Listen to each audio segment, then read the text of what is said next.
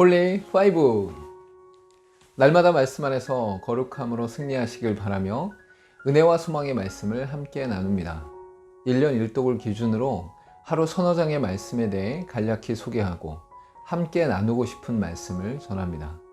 하나님의 은혜 안에서 날마다 거룩한 파이팅을 외치며 승리하시길 바랍니다. 오늘 하루 우리가 함께 읽을 말씀은 사무엘하 1장에서 3장까지의 말씀입니다. 사무엘하 1장에서는 사무엘상 31장에 나타난 사울의 죽음이 이어지고 있습니다.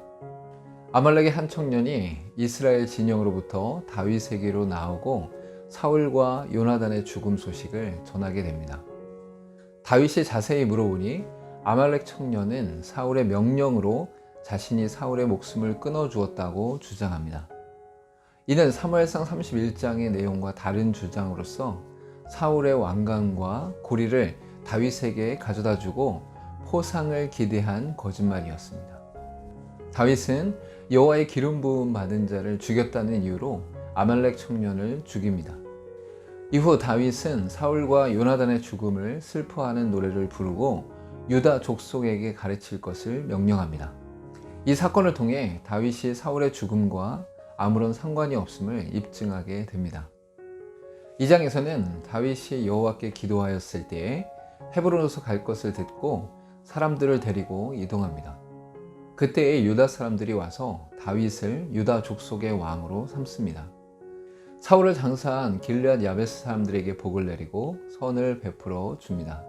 얼마 후 사울의 군사령관 아브넬이 사울의 아들 이스보셋을 이스라엘의 왕으로 삼았고 유다 족속의 왕이었던 다윗이 7년 6개월이 되었을 때에 이스라엘과 유다 사이에 내전이 일어납니다. 전쟁 중에 다윗의 신복인 요압 장군의 동생 아사헬이 아브넬을 쫓다가 죽임을 당하고 휴전이 됩니다. 아브넬과 그 군사들은 마하나임으로 돌아갔고 요압과 그의 군사들은 아사헬을 베들레헴에 장사하고 헤브론으로 돌아갑니다. 3장에서는 먼저 다윗의 아들들이 나열되면서 다윗과의 실제적인 번영을 드러냅니다. 반대로 점점 쇠퇴해져만 가는 사울과의 치명적인 내분들이 있게 됩니다. 이후 아브넬은 다윗과의 왕래와 교류를 통해 언약을 맺고 연합할 것을 약속합니다. 그러나 요압은 자신의 동생 아사헬을 죽였다는 이유로 조용히 불러 죽입니다. 다윗은 아브넬의 죽음을 애도하며 애가를 지어 부르고 진심으로 슬퍼합니다. 이로써 사울과 아브넬의 죽음이 다윗에 의한 것이 아님을 백성들이 알게 되었고 다윗을 기뻐하고 신뢰함으로 통일 왕국의 기반을 다져갑니다. 오늘 읽은 말씀 중에서 함께 나누고 싶은 말씀은 사무엘하 3장 1절의 말씀입니다.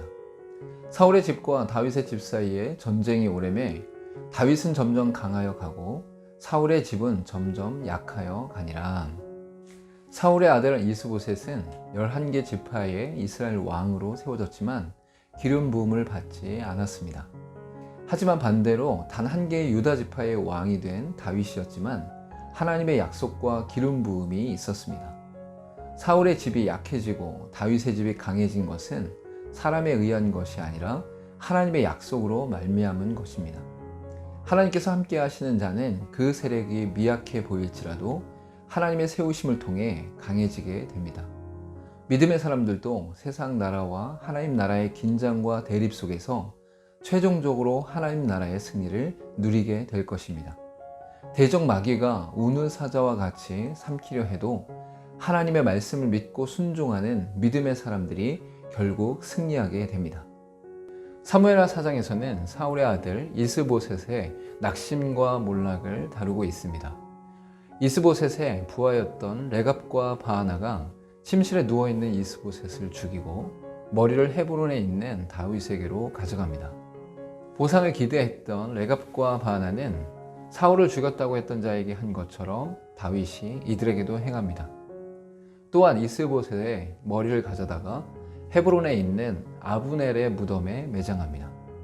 5장에서는 이스라엘의 모든 지파가 만장일치로 다윗에게 언약을 맺고 기름을 부어 온 이스라엘의 왕으로 삼습니다. 다윗은 예루살렘에 있는 여부스 사람들을 쳐서 굴복시키고 예루살렘을 다스리며 점점 강해집니다. 이후 다윗의 아들과 딸들을 소개한 후에 여호와께 기도하여 묻고 블레셋을 쳐서 완전히 몰아내고 우상들을 치워버립니다. 6장에서 다윗은 방치되어 있던 하나님의 궤를 옮기기로 하고 아비나답의 집에서 가지고 나옵니다. 그러나 하나님의 방법대로 하지 않고 이동하다가 소들이 뛸 때에 우사가 하나님의 궤를 붙잡아서 하나님의 그를 치십니다. 다윗은 여호와를 두려워하여 하나님의 궤를 가드 사람 오베데돔의 집에 석 달간 있게 합니다. 오베데돔의 집이 복을 받았다는 소식을 듣고 하나님의 방법대로 다시 예루살렘으로 이동합니다. 하나님의 궤가 다윗성으로 입성할 때에 다윗이 기뻐 춤추게 되고 이로 인해 미갈이 업신여기며 핀잔합니다. 오늘 읽을 말씀 중에서 함께 나누고 싶은 말씀은 사무엘하 6장 21절부터 22절까지의 말씀입니다. 다윗이 미갈에게 이르되 이는 여호와 앞에서 한 것이니라. 그가 내 아버지와 그의 온 집을 버리시고 나를 택하사 나를 여호와의 백성 이스라엘의 주권자로 삼으셨으니 내가 여호와 앞에서 뛰놀리라. 내가 이보다 더 낮아져서 스스로 천하게 보일지라도 내가 말한 바 계집종에게는 내가 높임을 받으리라 한지라. 하나님의 궤가 예루살렘으로 들어올 때에 다윗은 기뻐 춤추며 즐거워했습니다. 하지만 미갈은 어린아이 같은 다윗의 모습을 보면서 업신여기고 하찮게 여깁니다. 하나님의 궤인 언약궤는 하나님의 임재를 상징하는 것으로 하나님의 통치와 주권을 인정하는 것입니다. 다윗은 하나님의 궤가 의미하는 것을 잘 알았고 미갈은 사울의 영향으로 이것을 잘 몰랐습니다. 미갈의 반응에 다윗은 자신의 행동이 어리석은 행동이 아니라 순전한 신앙에서 고백하는 지극히 순수한 행동임을 말하고 있습니다. 다윗이 미갈을 향해 자신의 행동이 정당하고 당연하다는 것을 설명할 때에 세 가지 정도의 의미가 있습니다. 첫째는 하나님이 이스라엘의 진정한 왕으로 존재하며 하나님의 살아계심 앞에서 기쁨으로 행한 것입니다. 둘째는 하나님께서 다윗 자신을 택하여 이스라엘의 왕으로 삼아주신 은혜를 기뻐한 것입니다. 마지막으로 다윗 자신이 거룩하시며 영원하신 하나님 앞에서는 작디 작은 자임을 고백한 것입니다. 다윗은 사람들의 시선과 생각을 우선시하기보다 하나님 앞에서 자유와 기쁨을 누리길 더욱 즐거워했습니다. 사무엘하 7장에서는 언약궤를 예루살렘으로 가져온 다윗이 언약궤가 안치될 수 있는 하나님의 성전 짓기를 열망합니다. 그러나 하나님께서는 나단 선지자를 통해 무소부재하신 하나님을 위해 집을 짓는다는 것에 대해 반문하십니다. 도리어 다윗을 향해 집을 지어줄 것을 말씀하시면서 영원한 왕권을 선포하시는 다윗 언약을 말씀하십니다. 다윗을 위한 집은 이스라엘을 통치하는 다윗 왕조를 뜻하심과 동시에 영원한 왕 대신 예수 그리스도를 예표합니다. 예수님은 다윗의 후손이자 영원한 왕으로 오신 분이시기 때문입니다. 이에 다윗은 하나님을 찬양하며 은혜에 감사하는 기도를 드리고 하나님의 언약을 기쁨으로 받아들입니다. 8장에서는 다윗이 모든 대적들과의 전쟁에서 승승장구합니다. 아람과 모압, 암몬과 블레셋, 하맛, 에돔과의 전투에서 승리하여 정복하게 됩니다. 전쟁에서 승리한 이유를 다윗이 어디로 가든지 여호와께서 이기게 하셨기 때문이라고 말씀하고 있습니다. 다윗 왕국은 남쪽으로는 이집트 시내, 북쪽으로는 유브라데 서편까지 차지하게 됩니다. 이는 그날의 여호와께서 아브라함과 더불어 언약을 세워 이르시되 내가 이 땅을 애굽 강에서부터 그 큰 강 유브라데까지 네 자손에게 주노니 라는 말씀을 신실하게 이루신 하나님의 성취와 섭리였습니다. 또한 다윗이 정의와 공의를 행하며 내부적으로 관료를 선임하고 행정 조직을 정비해 나갑니다. 9장에서는 다윗이 요나단과의 언약을 기억하고 사울의 종 시바를 통해 요나단 가문에 살아남은 자를 찾습니다. 사울의 손자이자 요나단의 아들인 무비보셋을 데려오고 토지와 종을 주고 항상 자신과 함께 식사하도록 선대합니다. 다윗의 이러한 모습은 하나님의 은혜를 입은 자로서 은혜 베푸는 삶을 살았음을 알 수 있습니다. 오늘 읽을 말씀 중에서 함께 나누고 싶은 말씀은 사무엘하 8장 6절과 14절의 말씀입니다. 다윗이 다메섹 아람에 수비대를 두매 아람 사람이 다윗의 종이 되어 조공을 바치니라. 다윗이 어디를 가든지 여호와께서 이기게 하시니라. 다윗이 에돔에 수비대를 두되 온 에돔에 수비대를 두니 에돔 사람이 다 다윗의 종이 되니라. 다윗이 어디로 가든지 여호와께서 이기게 하시니라. 다윗의 전쟁에 나타난 특징은 어디로 가든지 여호와께서 이기게 하셨다는 것입니다. 다윗의 특출한 능력과 전투력으로 인한 것이 아니라 하나님께서 승리할 수 있도록 하셨기 때문입니다. 이는 모든 전쟁의 주권이 하나님께 있고 하나님의 섭리와 언약에 있음을 말합니다. 하나님의 뜻에 순종하고 약속을 이루시는 때를 신뢰하면서 성실히 감당하는 삶을 살아야 합니다. 믿음의 백성인 그리스도인들도 예수 그리스도의 영원한 영광의 승리를 신뢰하며 매 순간 온전한 삶으로 살아야 합니다. 예수 그리스도의 선한 싸움 앞에서 능히 대적할 자가 없음을 믿어야 합니다. 이것을 너희에게 이르는 것은 너희로 내 안에서 평안을 누리게 하려 함이라. 세상에서는 너희가 환난을 당하나 담대하라. 내가 세상을 이기었느니라. 사무엘하 10장에서는 암몬 왕 나하스의 죽음으로 다윗이 조문사절단을 보내었으나 아들인 한온이 신하들의 말만 듣고 사절단을 모욕합니다. 이후 다윗의 미움을 산줄한 한온은 연합군을 형성하여 다윗과의 전쟁을 준비하지만 요압과 아비새가 협력하여 싸운 다윗의 군사들에게 전력이 강했음에도 불구하고 패하게 됩니다. 그럼에도 아람군이 전열을 정비하여 새로운 공격을 시도하자 이번에는 다윗이 직접 군사들을 이끌고 나아가 대패시킵니다. 11장에서는 이전과는 다르게 다윗의 범죄가 나타납니다. 영적 긴장이 풀린 다윗은 왕들이 출전할 때가 되었으나 부하들만 보내고 우연히 밧세바의 목욕 장면을 본 다윗은 그녀를 범하였고 임신을 하게 됩니다. 이는 다윗의 영적 상태를 드러내는 것으로 여호와의 영광을 위한 열정이 거의 식어버렸음을 의미합니다. 이후 다윗은 자신의 범죄를 은폐하기 위해 밧세바의 남편인 우리아를 소환하였고 밧세바와 동침하도록 유도하였으나 우리아는 전쟁 중이라는 이유로 집에 돌아가지 않고 군사들과 함께 합니다. 결국 다윗은 계략을 꾸며서 우리아의 손에 요압에게 편지를 써서 명령하여 우리아를 전사하도록 합니다. 우리아의 죽음 이후에 다윗은 밧세바를 아내로 삼고 왕궁으로 데려왔으며 아들을 낳게 되었습니다. 그러나 다윗이 행한 이 모든 것을 여호와께서는 악하게 보셨습니다. 12장에서는 하나님께서 범죄한 다윗에게 나단 선지자를 보내어 죄를 깨닫게 하시고 회개를 촉구하시는 내용입니다. 나단 선지자는 부유한 사람과 가난한 사람의 비유로 다윗이 행한 범죄를 드러내시고 징계를 내리십니다. 결국 밧세바가 낳은 아이가 죽는데 죽기 전에는 금식하며 기도하였던 다윗이 죽고 난 이후에는 식사를 하게 됩니다. 이후 밧세바를 통해 솔로몬이 태어났으며 요압과 다윗이 암몬 자손의 수도인 립바를 치고 정복하는 이야기가 나옵니다.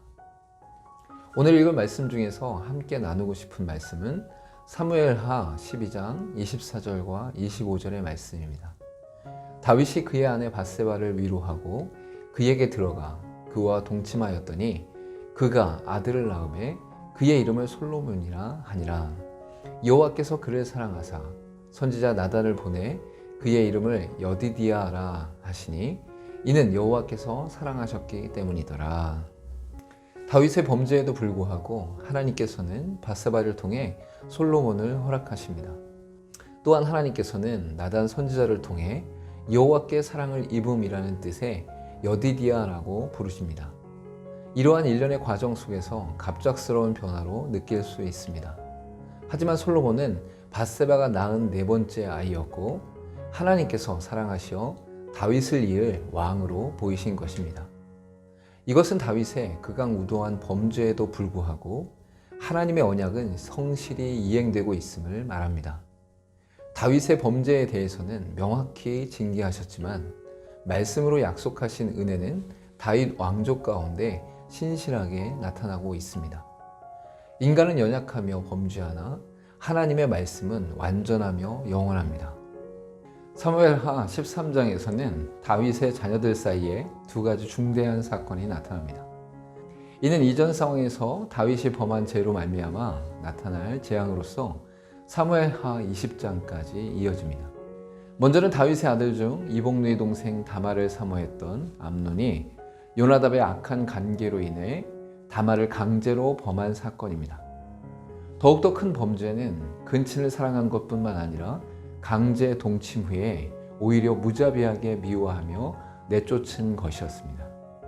2년이 지난 후에 다말의 친오빠인 압살롬이 암논을 향해 복수의 칼날을 휘둘렀습니다.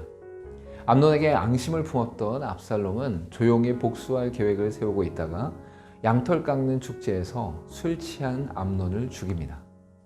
14장에서는 요압이 압살롬의 복권을 위해 한 여인의 입을 빌려서 비유로 다윗 왕에게 말하게 합니다. 여인의 말을 듣고 요압이 행하도록 한 것을 다윗이 알고 요압에게 압살롬을 예루살렘으로 오도록 하였으나 압살롬을 만나주지는 않았습니다. 압살롬의 모습과 가족을 소개한 내용 이후에 압살롬이 요압을 통해 왕을 만나고자 하였으나 반응이 없자 요압의 밭에 불을 지름으로 요압을 만나게 됩니다. 그리고 요압이 다윗에게 이르고 다윗은 압살롬을 만나서 화해하게 됩니다. 15장에서는 다윗과 화해한 듯한 압살롬이었으나 본격적으로 반역의 음모를 추진하는 모습입니다. 먼저는 자신을 부각시키고 다윗에 대하여는 깎아내리고 자신의 공의와 섬김을 드러내어 백성들의 마음을 훔칩니다. 아버지 다윗에게 헤브론에 갈 것을 요청한 압살롬은 그곳에서 반역을 위한 치밀한 준비 후에 반역을 일으킵니다. 결국 이 소식이 다윗에게 전해지고 두려움에 빠진 다윗은 대신들과 함께 예루살렘을 떠나고 벤메르악과 기드론 시내를 거쳐서 감람산으로 이어지는 피난길에 오르게 됩니다.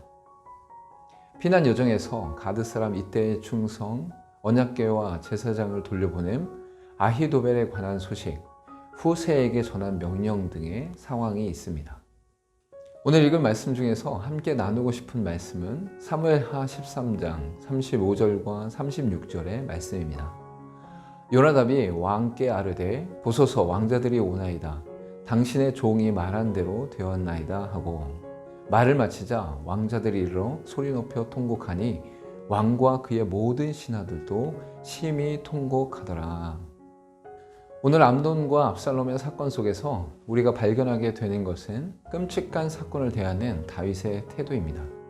다윗은 이복누이 다말을 간음한 암논에 대해서나 형제 암논을 죽인 압살롬에 대해 크게 벌하지 않습니다. 이는 단순히 아버지의 사랑을 나타내는 것이 아니라 자신이 행했던 밧세바를 향한 간음과 우리아를 향한 살인이 연결되었기 때문입니다. 다윗의 통곡은 자식을 잃은 슬픔을 넘어서 자신이 지은 죄로 인해 드러난 결과 때문이었습니다. 갈라디아서 6장 7절 말씀 가운데 스스로 속이지 말라.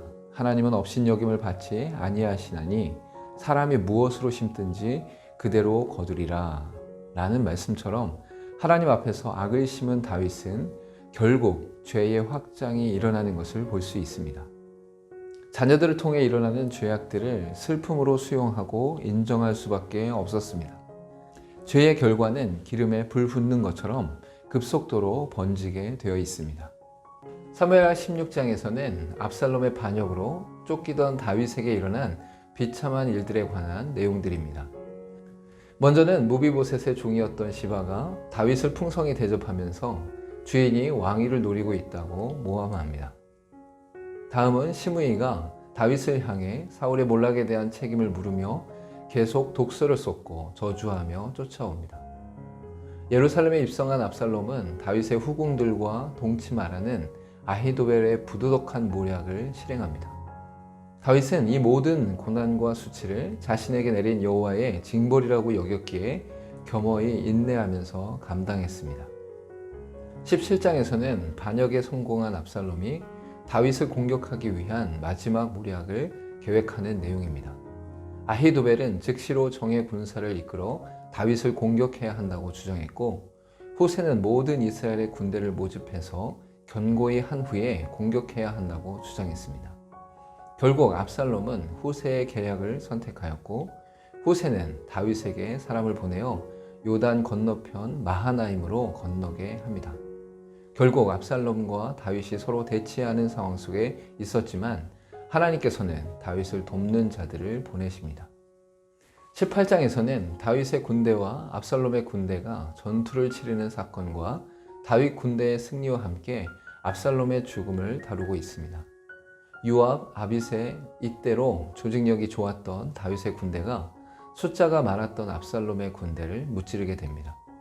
다윗은 압살롬을 죽이지 말라고 부탁하였으나 상수리 나무에 걸린 압살롬을 요압이 죽이고 수풀에 던져 돌무더기를 쌌습니다. 압살롬과의 전투에서 승리한 것을 두 전령을 통해 다윗에게 전하였으며 다윗은 압살롬의 죽음으로 인해 슬퍼합니다. 19장에서는 발라임군을 이기고 돌아온 군사들 앞에서 다윗이 아들의 죽음만을 슬퍼하자 요압이 다윗에게 직언하여 일으킵니다. 이후 다윗의 환궁에 관해 이스라엘 지파들이 논의하였고 다윗은 유다 지파에게 특사를 보내어 나서기를 요청합니다. 다윗의 환궁 중에 그를 저주했던 시므이와 주인을 모함했던 시바가 나오는데 아비새는 그들을 죽이자 하나 다윗은 죽이지 않습니다. 이어 무비보셋과 바르실레를 차례로 만났으며 이스라엘과 유다의 갈등이 일어납니다. 오늘 읽은 말씀 중에서 함께 나누고 싶은 말씀은 사무엘하 17장 14절의 말씀입니다. 압살롬과 온 이스라엘 사람들이 이르되 아렉 사람 후세의 계략은 아히도벨의 계략보다 낫다 하니 이는 여호와께서 압살롬에게 화를 내리려 하사 아히도벨의 좋은 계략을 물리치라고 명령하셨음이더라. 압살롬은 예루살렘에 입성하였고 다윗은 도망가고 있는 상황에서 자칫 완전히 멸하게 될 수도 있었습니다. 그러나 압살롬은 아히도벨의 계략이 아닌 후세의 계략을 선택하게 되고 시간이 확보되어 다윗은 요단을 건널 수 있게 됩니다. 이 모든 결정의 과정 속에 하나님께서 그들 가운데 개입하시어 역사하셨음을 분명히 알 수 있습니다. 다윗의 범죄로 인해 칼에 피가 마르지 않는 징계를 받게 되었으나 하나님께서는 회개한 그를 완전히 멸하지는 않으셨습니다. 결국 모든 고통과 고난을 징계로 받고 겸허히 인내하였던 다윗을 향해 회복할 수 있는 기회를 허락하셨고 다시금 일으키셨습니다. 사무엘하 20장에서는 베냐민 지파의 세바라는 자가 반란을 일으키고 이스라엘 사람들을 모읍니다. 다윗은 아마사를 세우고 대처하려 하나 지체하자 아비새를 세웠고 요압이 함께 하였는데 아마사를 만나자 요압이 그를 죽입니다. 성읍에 있는 세바를 치기 위해 요압이 공격하려 하자 지혜로운 여인이 항의하며 협정을 맺고 세바의 머리를 베게 합니다. 이후 다윗은 행정 조직을 재정비하며 사람들을 새롭게 임명합니다. 세바의 반란이나 아마사의 죽음에는 다윗이 유다 지파만을 편애하는 지혜롭지 못한 분파주의가 깔려 있었습니다. 21장에서는 3년의 기근으로 인해 하나님께 구할 때에 사울로 인해 억울하게 죽은 기브아 사람들을 말씀하십니다. 이스라엘 족속이 아닌 가나안 족속이었지만 여호와를 믿어서 생존한 유일한 족속이었습니다. 기브아 족속을 불러 그들의 말을 듣고 사울의 아들들을 내어주어 죽임으로써 문제를 해결하였습니다. 또한 사울의 첩 리스바의 행한 일로 인해 사울과 요나단의 뼈를 야베스 사람으로부터 가져와서 셀라에 있는 기스의 묘에 장사합니다. 이어 블레셋 사람들이 이스라엘을 공격할 때에 블레셋 거인들을 무찌른 다윗의 용사들에 대해 나열하고 있습니다. 22장은 다윗의 감사 찬송시로서 통일왕국의 왕으로 등극하여 주변 나라들을 정복하였을 때에 부른 찬송시로 여겨집니다. 다윗은 가장 먼저 자신에게 있어 하나님께서 어떤 분이신지를 고백합니다.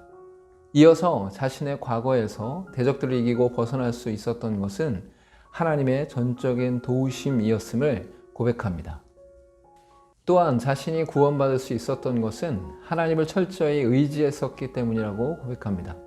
그리고 이방 민족들을 완파할 수 있었던 것도 온전히 하나님의 역사하심에 있음을 고백하고 이 모든 것으로 인해 영원히 하나님을 찬송할 것임을 다짐합니다. 오늘 읽을 말씀 중에서 함께 나누고 싶은 말씀은 사무엘하 22장 2절에서 3절까지의 말씀입니다. 이르시되 여호와는 나의 반석이시요 나의 요새시요 나를 위하여 나를 건지시는 자시요 내가 피할 나의 반석의 하나님이시요 나의 방패시요 나의 구원의 뿌리시요 나의 높은 망대시요 그에게 피할 나의 피난처시요 나의 구원자시라 나를 폭력에서 구원하셨도다. 다윗의 감사찬송 시의 첫 부분에는 자신에게 있어서 하나님께서 어떤 분이신지를 10가지로 표현하고 있습니다. 첫째로는 반석으로 대적들의 어떤 공격에도 견고히 흔들리지 않는 분이심을 고백하였고, 둘째로는 요새로 높은 언덕에 있는 안전한 요새와 같은 분으로 고백하고 있습니다. 셋째로는 건지시는 자로서 어떤 환난에도 구원하시는 분으로, 넷째는 하나님으로 능력과 생명의 주관자 되심을 선포하고 있습니다. 다섯째는 피할 바위로서 어떤 침략에도 안전하게 피할 든든한 분으로, 여섯째는 방패로서 대적의 화살에서 보호하시는 분으로 고백하고 있습니다. 일곱 번째는 구원의 뿔로서 전쟁 가운데 승리를 선포하시는 분으로, 여덟째는 높은 망대로서 주무시지도 않으시고 늘 깨어 보호하시는 분으로 고백하고 있습니다.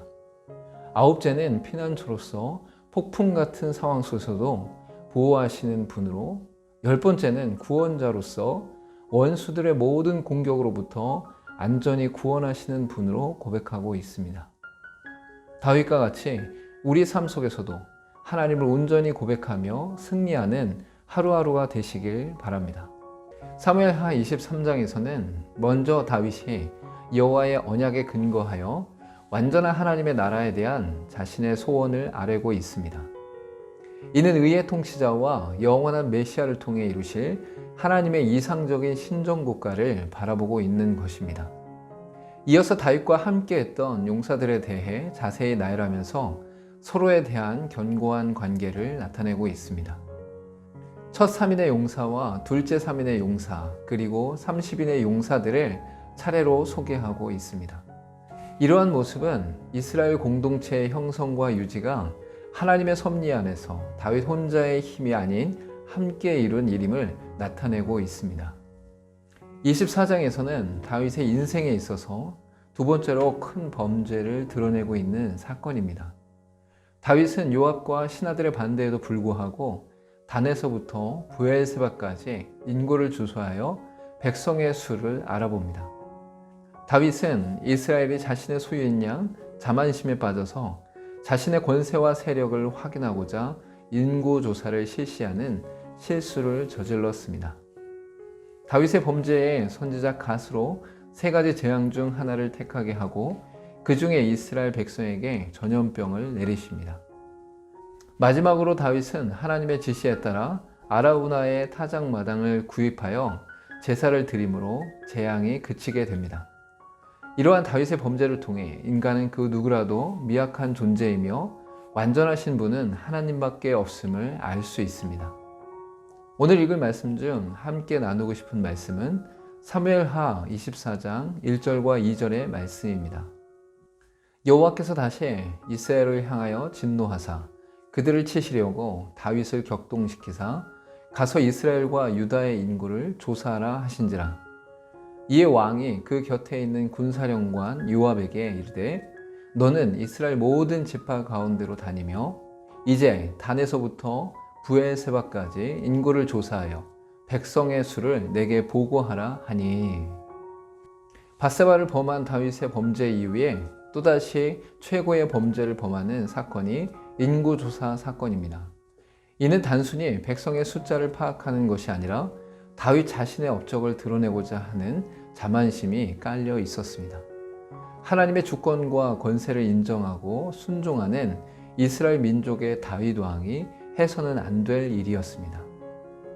여호와께서 이스라엘을 향하여 진노하셨다는 것은 이미 이스라엘의 영적 상태가 하나님 앞에 타락했음을 알 수 있습니다. 그로 말미암아 다윗의 마음을 격동시키는 사건을 통해 이스라엘을 심판하시고 징계하시는 것입니다. 이는 하나님이 심판의 주체가 되시지만 이스라엘이 이미 범한 죄악이 원인이 되어 심판하시는 것입니다. 자세한 설명이 나오진 않지만 하나님과 이스라엘의 관계가 단절되거나 소홀해진 상태 속에서 발생하는 사건입니다. 다윗은 훌륭한 왕이었지만 인간이었기에 범죄할 수밖에 없는 연약한 존재였습니다. 이스라엘의 가장 강력하고 올바른 왕이었던 다윗 왕도 자신의 교만과 자만의 죄를 이겨낼 수 없었습니다. 결국 인간으로서는 완전할 수 없음을 선포하심과 동시에 영원한 구세주이신 예수 그리스도의 오심과 완전하심을 나타내고 있습니다. 우리의 연약함과 부족함 속에서도 오직 예수 그리스도의 십자가 사랑과 언약의 완성을 통해 이루신 은혜만이 우리를 구원할 수 있습니다.